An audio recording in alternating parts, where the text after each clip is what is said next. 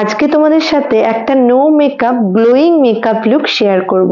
তার আগে প্রথমেই বলে দিই, আমি কোনো মেকআপ আর্টিস্ট নই বা আমি কোথা থেকেও কোনো মেকআপ শিখিনি। শুধু আমি যেভাবে নিজে রেডি হই সেটাই তোমাদের সাথে শেয়ার করছি। প্রথমেই ভালো করে ফেসটাকে ক্লিন করে তারপর টোনার অ্যান্ড ময়শ্চারাইজার অ্যাপ্লাই করে নিলাম। আমি এখন যেটা অ্যাপ্লাই করছি সেটাই হচ্ছে ম্যাজিক্যাল প্রোডাক্ট। এটা ম্যালিওরের একটা কালার চেঞ্জিং ফাউন্ডেশন। এটা যেহেতু ক্রিম বেসে আসে তাই অ্যাপ্লাই করার কোনো ঝামেলা নেই, জাস্ট হাতে করে ক্রিমের মতো করে মুখে লাগিয়ে নাও।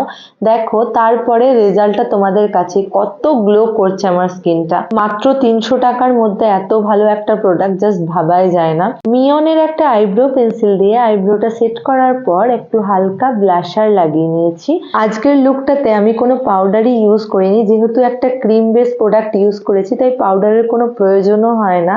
তাছাড়াও আজকে গ্লোয়িং একটা মেকআপ লুক শেয়ার করছি। শীতকালের জন্য তো এই মেকআপটা একদম পারফেক্ট।